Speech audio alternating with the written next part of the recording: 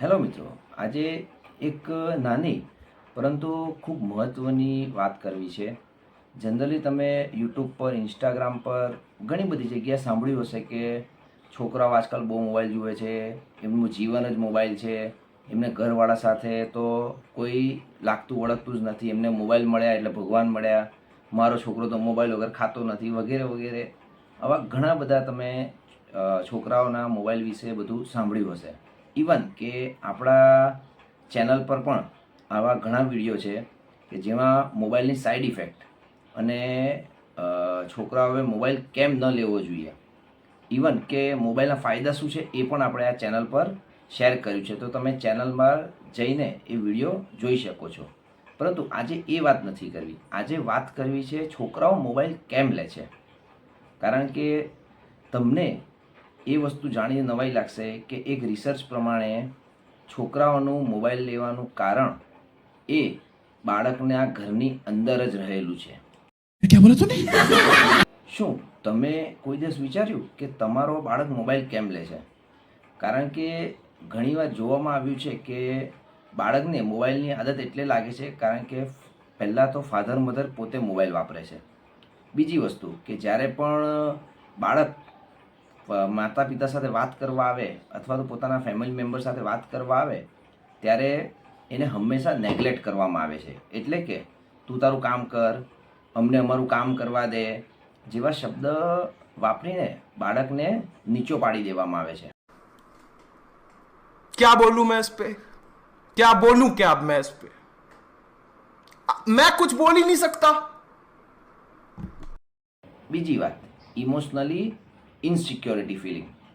જેમ કે આપણે જાણીએ છીએ કે નાનું બાળક એ હંમેશા વધારે ઇમોશનલ હોય છે. એ પોતાની ભાવાત્મક વાતો કહેવા માટે ખૂબ ઉત્સાહી હોય છે.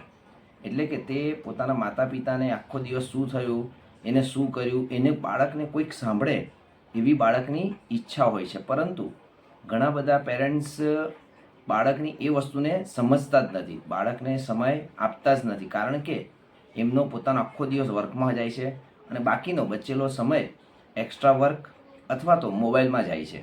એટલે બાળકને એમ થાય છે કે મારું કોઈ સાંભળવાવાળું નથી, મને કોઈ સમજવાવાળું નથી અને મારી લાગણીઓને એક્સપ્રેસ કરવા માટે મારા ફાધર મધર યોગ્ય નથી. એટલે એ પોતાની બધી વાત યુટ્યુબ અથવા ઇન્સ્ટાગ્રામ પર પણ એ જણાવે છે. જેમ કે તમે જુઓ જ છો કે હવે 10-12 વર્ષના બાળકો પણ ઇન્સ્ટાગ્રામ પર કે યુટ્યુબ પર કે ઘણી બધી એવી બીજી એપ્લિકેશનો પર આવી ગયા છે જે એ પોતાની રૂટીન લાઈફ, પોતાના વિચારો, પોતાની જે પણ ઇમોશનલ વાતો છે એ કહે છે.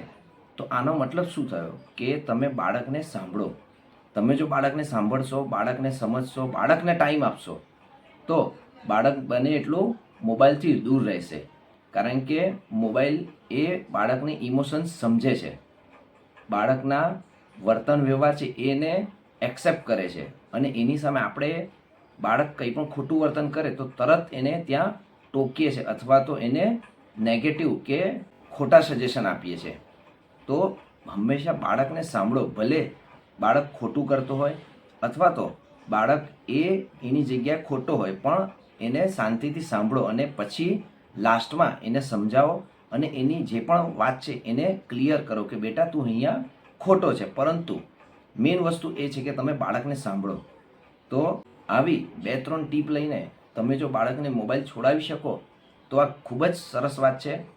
તો આવી વાતો સાથે આપણે બીજી વાર આવશું અને આશા છે કે તમને આ વિડીયો સારો લાગ્યો હશે. તો અને ઉમ્મીદ પણ રાખીએ કે તમે આ વાત પર ધ્યાન આપી બને એટલું તમારા બાળકને મોબાઈલથી દૂર રાખો અને બાળકની વાતો સાંભળો. Thank you.